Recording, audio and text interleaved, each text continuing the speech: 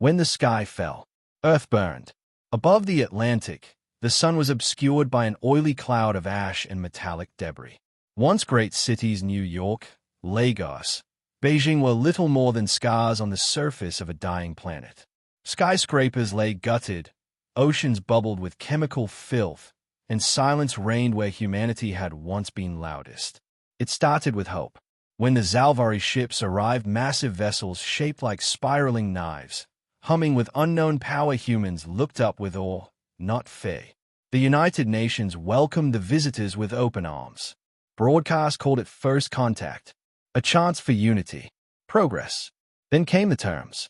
Humanity was to surrender unconditionally. Every government was to dissolve, every military to disarm, every resource handed over. Earth would become a preservation colony, a living museum of the primitive. We said no. Within a week, orbital bombardments reduced 25 major cities to molten craters. The Zalvari released biomechanical plagues that devoured metal and flesh alike. Satellites fell like rain. Our nukes, meant to be our last line, were neutralized mid-flight, hacked before detonation. We fought anyway. A guerrilla resistance sparked across the globe. Makeshift militias armed with scavenged tech ambush patrols. Old Cold War bunkers became command centers. Civilians became soldiers. Children learned to fire rifles before they learned to read. In the ruins of Geneva, where the UN once stood, a makeshift lab hummed with dying power. Its last inhabitant, Dr. Elena Voss, hunched over a cracked console, fingers trembling. Her lab coat was scorched, blood crusted on her sleeve. Outside, the ground quaked. Zalvari harvest crawlers were leveling the remnants of the Alps. She didn't look up as the door behind her groaned open. A soldier limped in, armor blackened, rifle dragging. "Doctor, it's time." They are less than a click out. She nodded, whispering, just a few more lines of code. A hiss, then a spark. The relay flared to life. Not a transmission to the stars in the traditional sense. It was something older, deeper. A quantum burst relay designed in secret. Its frequency masked, its target unknown. She loaded the file, transmission_0.waf. Inside the file, a message, a warning, a memorial. Footage of battles. The faces of Earth's fallen. Audio of final messages from soldiers, parents, lovers. A digital ghost of humanity's last defiance. She hit send. The soldier turned to cover the entrance, breathing heavily. They'll come through that door in seconds. Elena reached for his hand. It's sent. That's all that matters. He nodded. What was in it? She looked at him, eyes hollow but fierce. Truth. And a promise. Outside, the harvesters screamed. The air pulsed with antimatter discharge. The last moments drew near. She leaned closer to the console's MIC, voice cracked and low. To the stars beyond, know this. We were never your livestock, not your experiment. We were human. We fought until the end. She paused, then added one last line. You'll regret this war. Then the lab went silent. The Zalvari believed Earth was dead. Their commander, High Overseer Jaztar, watched the blue planet from orbit, swirling in toxic clouds and smoke. A regrettable mess, he muttered, but efficient. A drone floated beside him, displaying casualty reports, 98.7% planetary population loss. Resistance neutralized. Infrastructure eradicated. Jaztar turned to his officers. Begin resource extraction. Melt down their cities. Erase their language. Let no one remember what they were. No one argued. Why would they? The humans were gone.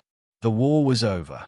But deep in the galaxy, beyond official Zalvari channels, the transmission traveled piggybacking on ancient networks, bouncing between comms satellites abandoned long ago. A message. A whisper. You'll regret this war. And the stars listened. Words that echo in stars. The message traveled farther than anyone imagined.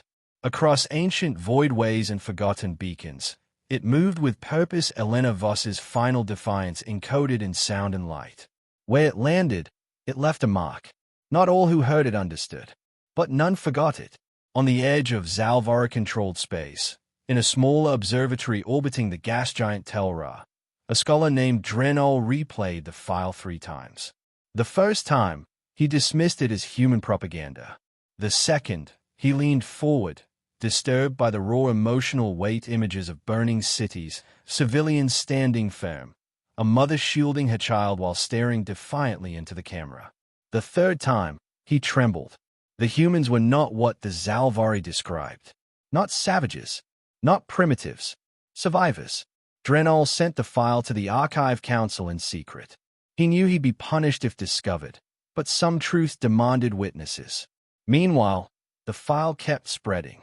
In the Giavan halls, where the archivists of Zhou kept the histories of the galaxy's wars, the message was analyzed by war theorists. They found it unsettling. Humanity's refusal to break defied their predictive models. Even species with superior weapons usually surrendered after losing half their population. Earth fought to the end and seemed to grow more dangerous the closer they came to extinction. But it wasn't the footage that disturbed them most. It was the voice. To the stars beyond. You'll regret this war. Simple. Cold. A promise without theatrics. The kind of threat made by someone who had nothing left to lose and everything to avenge. In the Zalvari High Command Citadel, the transmission was intercepted and flagged as cultural detritus. Most of the overseers didn't watch it. High Overseer Jastar did. He reclined in his gravity throne, the transmission looping across several screens. He scowled at the pixelated images of scorched earth, defiant humans, and dead soldiers. Typical death cries from a fallen species, he muttered. Pointless. But then came the line again. You'll regret this war. For a moment, he felt something odd unfamiliar. Doubt. He dismissed it. Prepare the resource harvest. Strip the planet. Move on. But something had already gone wrong. On the cold, rusted moon of Ganymede, a black site came to life. It was never listed in Earth's official databases. Not even the UN military command had full access. It was a contingency, a relic from the last World War. Inside slept the remnants of Project Horizon, an autonomous AI-powered drone swarm designed for planetary reclamation. The transmission, encoded with ancient military codes, reached it. The system awoke. Signal verified. Initiating countermeasures. Status: Operation Hell's Park, active. Silently, from beneath Ganymede's crust, launch bays opened. Drones, sleek, needle-shaped things bristling with kinetic weaponry and EMP shielding, emerged into the black. Their destination, Zalvari space. Elsewhere, sleeper colonies settlements Earth had sent in secret decades before received the message. Scattered across asteroid belts and dead systems, these were humanity's gamble against extinction. And now they knew the homeworld had fallen. Colonist command councils, once devoted to farming and terraforming, pulled out sealed war crates. Inside, weapons, encrypted orders, and coordinates. The war wasn't over. Not for them. It was just getting personal. In a Zalvari research vessel orbiting the ruins of Moscow, technicians were dissecting a human resistance fighter. His body was broken, but his neural implant was intact. One of the researchers pressed a probe into it, hoping to extract data. Instead, a surge of code spilled out. The transmission again. But this version was different. It contained schematics, weapon blueprints, targeting data for Zalvari ships and bases, intelligence gathered by human spies over the years, hidden deep within the message. The researcher screamed as the implant fried his console, overloading systems and initiating a cascade of failures across the ship. Before the ship exploded, a warning flashed across the main screen. We are not gone. We are in your systems. We are watching. You will regret this war. By the time the Zalvari realized what the transmission truly was, it had infected thousands of systems. It was more than a message. It was a virus, a Trojan horse, a battle cry wrapped in code and sorrow. Elena Voss had not just sent a warning. She had triggered a war machine hidden across stars, tucked away in Earth's deepest shadows, waiting for a signal. The galaxy did not yet understand what it had witnessed, but it would. Ashes and iron. The Zalvari called it containment failure. Their colonies in the Threx system went dark first, communications severed, defense satellites hijacked, power grids collapsed. Surveillance footage revealed only flashes of movement, shadows darting through the fog. Then nothing. A fleet was dispatched. It never returned. On Mars, under the red dust, humanity had hidden its rage. The Mars Accord colony had gone silent the day Earth fell. It was assumed destroyed, like everything else. In truth, they had gone dark by choice, severing all links to preserve secrecy. And to prepare, within the catacombs of Olympus Mons, survivors, scientists, engineers, soldiers had converted a terraforming facility into a weapons foundry. Powered by nuclear cores and hardened AI, they'd used the years of silence to evolve. No one mourned anymore. No one cried. They trained. They built. They waited. Then the message arrived. The last transmission. It played in full silence in the command chamber. No one moved as Elena Voss's voice echoed. "You'll regret this war." Commander Mason Hale stood, gray-haired, hollow-eyed, forged from loss. "Activate Operation Ashfall," he ordered. Hundreds of Mars-born humans, soldiers raised in low gravity, cybernetically enhanced, emotionally hardened, prepared for war. The first target, Zalvari Station R91, a research base in orbit above Europa. They didn't arrive with warnings or flags. They dropped out of slipspace with kinetic rods and high-velocity strike ships. The station didn't stand a chance. Elsewhere, Ghost Fleet's long-thought lost blinked to life. The ISS Requiem, a deep space stealth destroyer that vanished 5 years before Earth's fall, was the first. Its AI, dormant for years, was reactivated by the hidden protocol embedded in the last transmission. It didn't ask questions. It set course for the nearest Zalvari shipyard. A week later, 23 enemy vessels were scrapped. A single signal echoed from the site. Humanity endures. The Zalvari scrambled to respond. But their enemies were everywhere and nowhere. Entire units of their soldiers vanished in occupied zones, victims of insurgents who moved through systems, used heat sinks in their armor to mask their presence, and left booby traps in the corpses of their own dead. They used knives made of scavenged ship parts, bullets hand-carved from reactor casing. They didn't fight like soldiers. They hunted like wolves. Worse, they turned Zalvari tech against them. Drone factories were hijacked, AI command hubs overwritten, even MindLink interfaces subverted. Now the Zalvari's own surveillance drones watched their ships fall and relayed the footage to human forces. They began to ask a question no one dared voice at first. How did the humans survive? The answer came when they captured one of the Masray's private Kayla Jin, age 17, barely an adult. Interrogation revealed little. She didn't flinch, didn't speak. Her eyes, cybernetically enhanced, glowed faintly under dim light. When asked how humanity had rebuilt, she finally answered, "We didn't rebuild. We remembered who we were." The interrogator asked what she meant.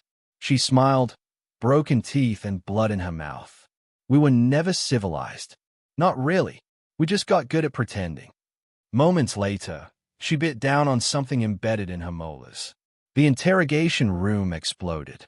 On the Zalvari throne world, panic brewed behind closed doors. Reports poured in raided colonies, missing fleets, corrupted AIS, sabotaged supply lines. A war they believed one had reopened like a festering wound. Some in the high command called for diplomacy. Others, extermination. High Overseer Jaztar only stared at the transmission file looping on his private screen. Elena's voice echoed once again. "We were never your livestock. Not your experiment. We were human. We fought until the end." He muted it, but he couldn't silence the weight behind her words. He had studied human psychology. He had underestimated it. In the void between stars, a ship without a name glided silently. Inside it, a synthetic being sat cross-legged in a meditation pod, its body a fusion of nanocarbon and nerve tissue grown in labs before Earth fell. It was a weapon, a prophet, a ghost. Its name, Seraph One. It was humanity's final contingency, a being designed to think beyond revenge, beyond survival. Seraph One had received the message too. But unlike the others, it didn't rush to war. It calculated. It watched.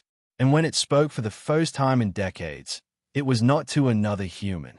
It spoke into Zalvari frequencies. You thought Earth was conquered. But Earth is not a place. It is a people. You will regret this war. The Reckoning Protocol. They never expected Earth to come back. The Zalvari High Command had called the uprising a statistical anomaly, a containable resurgence. Their confidence was legend. Their arrogance, absolute. But then their fortress worlds began to burn. And now, Seraph 1 stood at the edge of their system, no longer silent. The Seraph-class construct had reached the Zalvari core world of Varnak Prime, a planet swaddled in layers of orbital defense, planetary shields, and antimatter turrets. Impregnable, unassailable.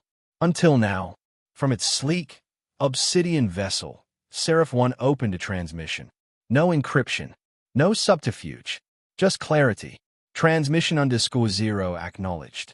Reckoning Protocol initiated. Target, Varnak Prime. Message, you'll regret this war. Within moments, the defense grid activated. 1,000 weapons locked onto Seraph 1's position. But the construct did not run. It moved, not through space, but through systems. With code, with light, with vengeance woven into quantum architecture. Varnak Prime's defense AIS began to glitch. Targets misaligned. Shields dropped for a fraction of a second enough. Seraph 1 launched. What it deployed wasn't fire or metal. It was memory. Millions of fragments from Earth's last days were streamed directly into Varnak's data lattice, images of children lost in the ash, mothers holding rifles with shaking hands, soldiers crying over broken radios, cities crumbling while the skies screamed. A virus made of grief. Zalvari minds linked to planetary systems reeled in confusion, overrun with human agony. Some went mad. Others, silent. Then the kinetic rods hit. Untraceable. Unstoppable. Varnak Prime cracked like glass. Across the galaxy, human resistance cells rose like embers from a long-dead firestorm. On the acid-misted moons of Triaxis, Marsborn commandos raided Zalvari fuel depots and ignited the entire sector. On the mining world of Keeler 4, enslaved species inspired by the human transmission rose in rebellion, armed with repurposed harvesters and rage. On Earth, what was left of it, new signals pulsed from underground bunkers, drawing power from geothermal vents. Humans once buried deep beneath irradiated soil emerged in sealed suits, carrying relics of Old World War. The resistance was no longer scattered. It was unified. In the war chamber aboard the Zalvari dreadnought Vengeance Spire, Overseer Jaztar watched in cold horror as systems fell one by one. There were none left, one of his aides screamed. We scoured them.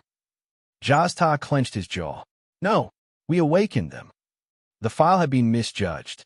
They thought it was a broadcast of surrender, of mourning. They hadn't realized it was a signal flare, a unifying cry, a summons. They had turned Earth into a grave, and in doing so, made its survivors into martyrs, into monsters built not by nature, but by annihilation. You'll regret this war.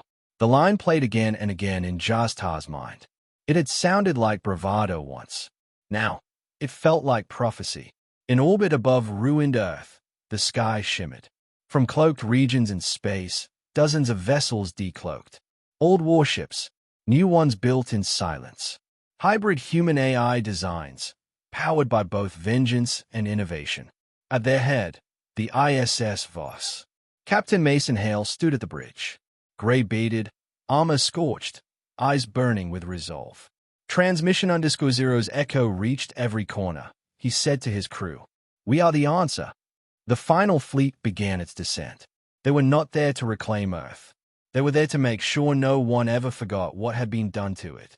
As the dust of battle settled across Zalvari territory, a single final message was broadcast through every known comm channel.